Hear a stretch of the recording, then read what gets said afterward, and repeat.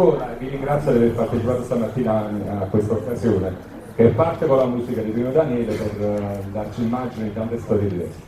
Abbiamo proprio iniziato con la musica di Pino Daniele, seguito dal sassofonista Enzo Anastasio, che ha pubblicato un disco proprio delle musiche che si chiama Questa Soddisfazione, che è una rivisitazione strumentale delle musiche di Pino Daniele, con ospiti anche internazionali a questo disco.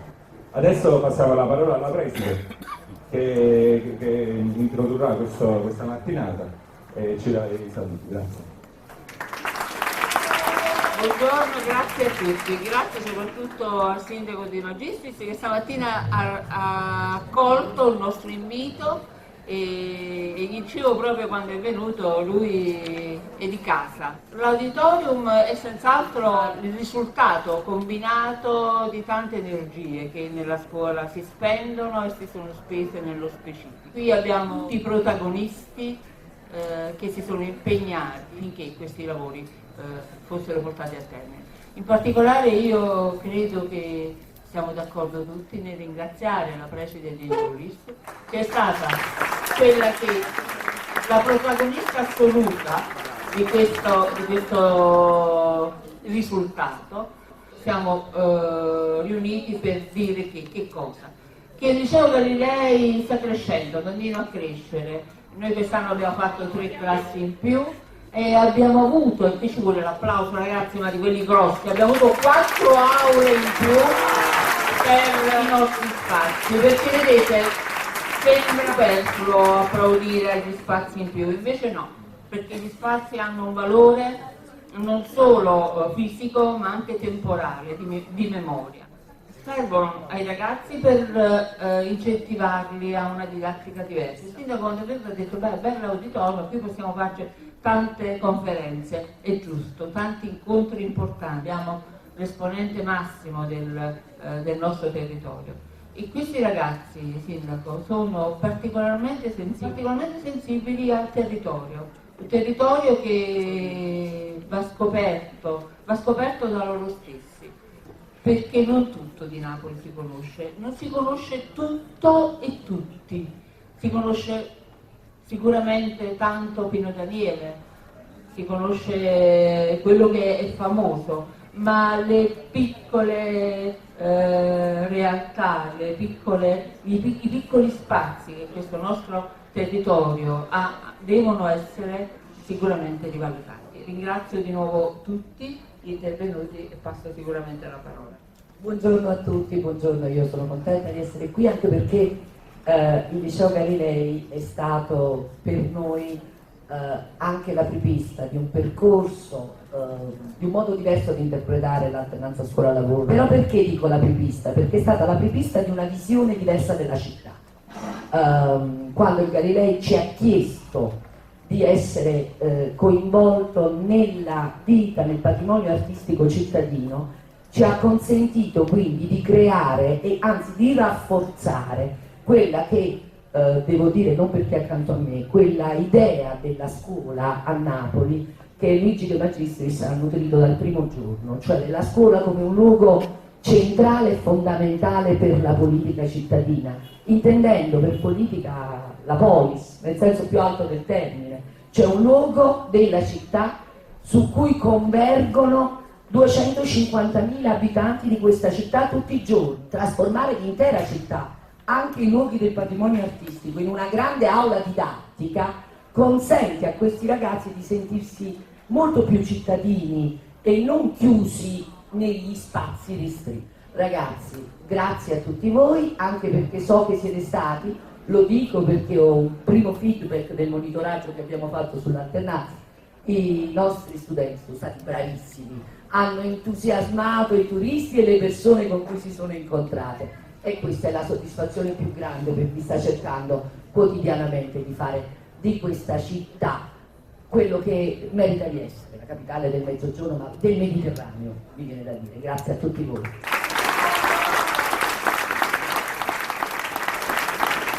Grazie. E quindi infine ringraziamo il sindaco Luigi De Magistris per la sua presenza stamattina e gli cediamo la parola per le conclusioni dell'intervento. Sì, buongiorno a tutte e tutti. Io davvero sono contento di essere qui stamattina con voi per una serie di motivi, e quindi ringrazio innanzitutto la professoressa Cirillo, la dirigente scolastica, tutti gli insegnanti, i ragazzi, il personale scolastico, perché ogni volta che si raggiunge un obiettivo come questo so la fatica che c'è dietro, la fatica di una squadra. Oggi noi rappresentiamo nel parlare una squadra. Oggi siamo qui all'auditorium, che è un punto di un puzzle grande del Galileo Galilei, il lavoro che è stato fatto sul risparmio energetico, sulla capacità attrattiva di questa scuola, sulle strutture ricettive dal punto di vista sportivo. Allora quando si raggiunge questo obiettivo tutta la città lo deve difendere. Noi possiamo dire a testa alta che, a netto dei problemi e delle sofferenze, abbiamo assunto responsabilità sulla scuola senza precedenti, abbiamo ritenuto la scuola una priorità.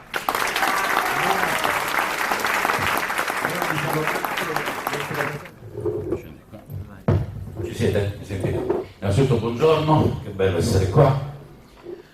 Si parlava del concetto di squadra, questa è una squadra.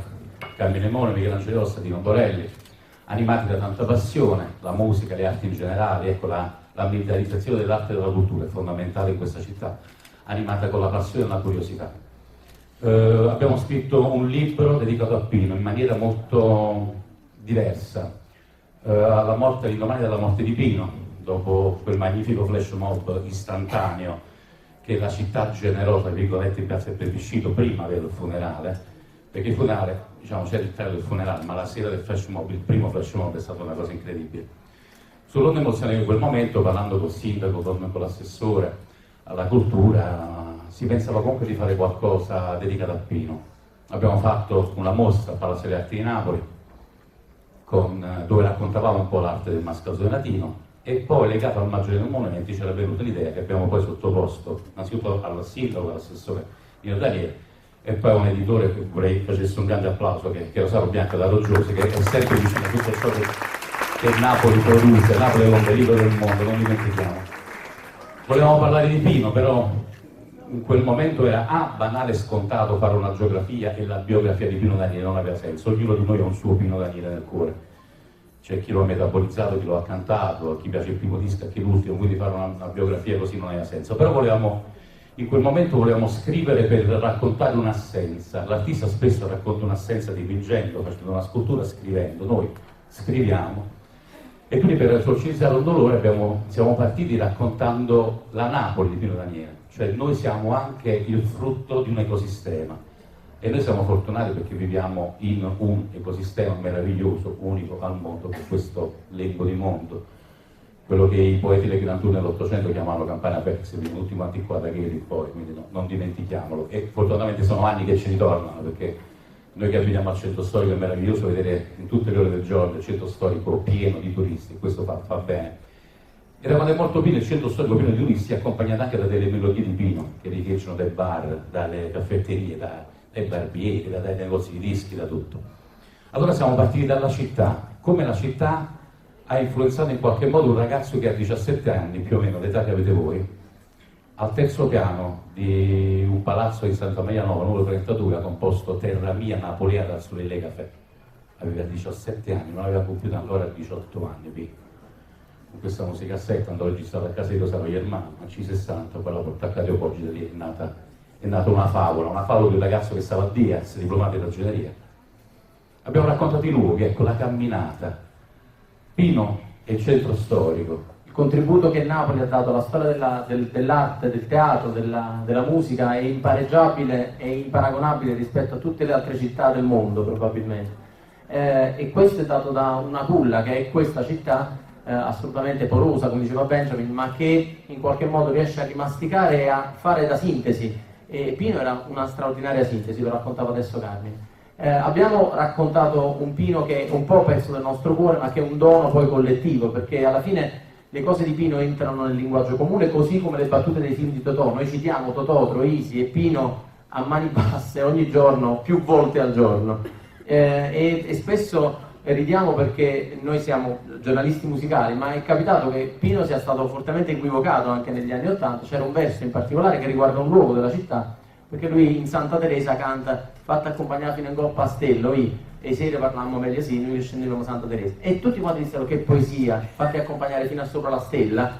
Nessuno sapeva che Stella è chiaramente un quartiere di Napoli, per cui Dove Pino andava a comprare i dove Pino panzerotti. andava a comprare i panzerotti, quindi era una cosa per lui molto territoriale, ma che aveva invece un significato per alcuni poetico, fin sopra la stella. E proprio da poeta sembra quasi il piccolo principe che vaga per i pianeti. In effetti Pino l'abbiamo voluto raccontare sotto due profili differenti: quanto i luoghi hanno investito, diciamo, in termini di ispirazione in Pino, e quanto poi sono entrati nelle canzoni di Pino. Alcuni sono parte della geografia proprio di Pino, della cosmogonia di Pino. Santa Maria Nova è una chiesa magnifica, una delle più belle che abbiamo a Napoli, ma era anche il primo palco, perché grazie alle ricerche che ha fatto poi Pino, fotografiche e personali, abbiamo scoperto che quelle scale di granito ai lati dell'ingresso sono state anche il primo palco di Pino. Pino usciva da scuola con la chitarra, si metteva lì di fronte al bar King, dove c'era il flipper e dove c'erano i suoi amichetti, le fidanzatine del momento, e suonava la chitarra. Dino. Vabbè, diciamo che c'è poco da aggiungere a quanto hanno detto Carmine e Michelangelo. Io poi particolarmente mi sento coinvolto perché tra l'altro io abito a una decina di metri da Santa Maria la Nova e 32, a 5 metri da via Pino Daniele, quindi io respiro i luoghi di Pino, soprattutto quelli della crescita, della nascita, condivido l'amicizia con amici comuni di Pino e quant'altro.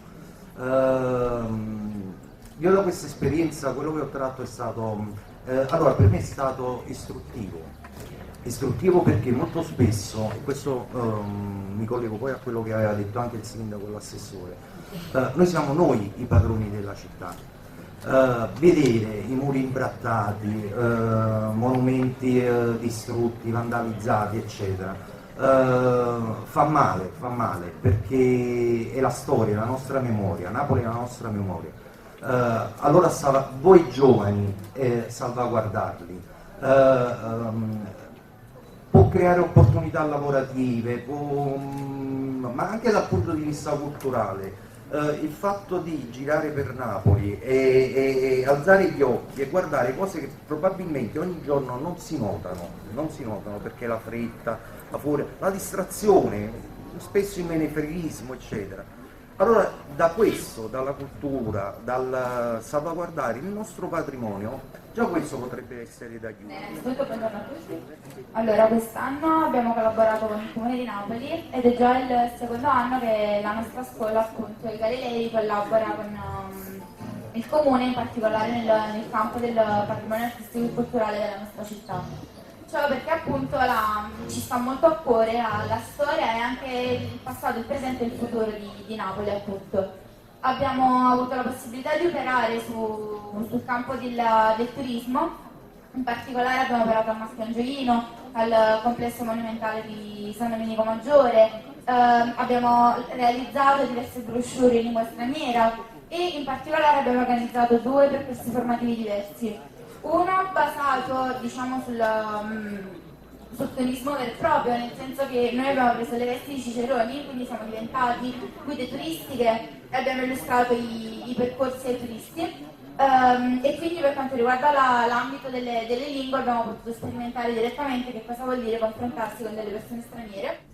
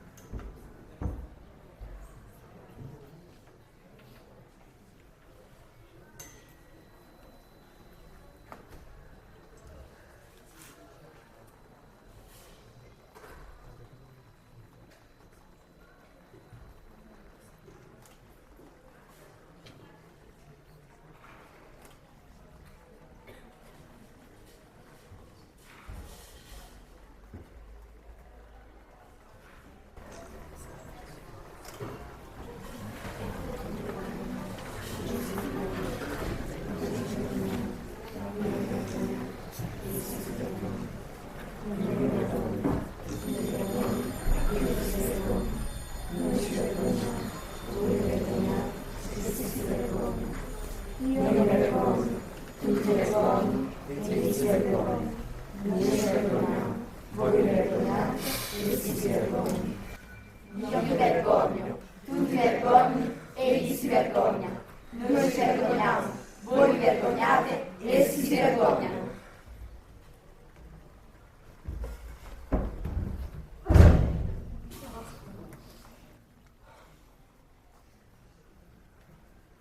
Sai che possiamo fare? Che ne dici di andare al cinema, al teatro, oppure a mangiare una pizza o un gelato?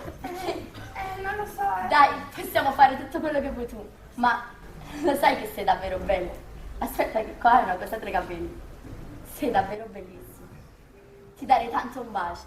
Uè, ma che state facendo? No, Gabriele, guarda che noi stiamo facendo Ma niente. io t'ho visto, ma che te mi sentavo? Che ci vuoi far scurnare tutto quanto? Io non ti riconosco più quando è vera Maronna. Ma perché non vi state zitti? Ma perché già nascondono ogni parola, ogni giastemo, ogni maledizione? Anche a fritte, l'umiliazione, i capisci l'indeciano. Ma che cazzo siete per parlare, ne? Noi siamo compagni tuoi e teniamo 17 anni come te. E noi vogliamo campare, vogliamo stare in pace. E tu facendo così, ci fai scurnare tutto quanto. Ma che ne sapete? Ma che ne sapete come si prova a marciare un po' che la dà scuro? Quando tutto attorno a te tu guardi e ti dici, uè Ale, ma com'è che non fa ancora amore? No, io non bello come te. E tu ti storcia e non parla. Perché sei capace di darci l'esse per scuola. Perché a sti parti non sei mai visto. Appunto, te sta zitta, capito? Perché noi can potremmo stare. Tu ci fai scurnare tutto quanto a così, togliai subito, subito. Ma che state dicendo? Io lo so che ho solo 16 anni, ma adesso non è come le altre. Lei è buona, è l'unica amica che mi ascolta sempre. Voi siete delle stronze, siete delle vipere. Come ce ne amato? Vipere! Tu te ne sono 16 anni e non può capire. Hai ragione. Ma lei me ne sono 16 anni e non può capire. E manchi capisco. Facciamolo male.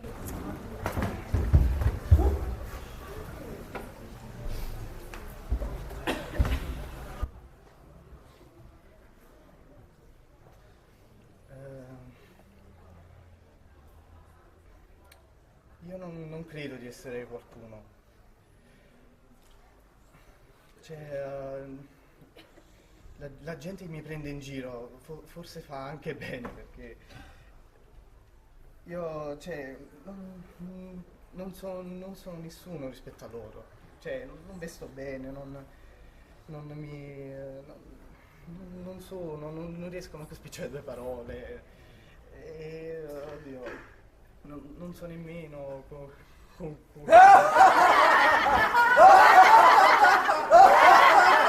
Oh scema, che cambia fa, ma non mica si ridicolo, ma che ma come si butta anche se così, ma che mi dice presi che si te lo faccio come dire, lo chiami, vieni appresso a te.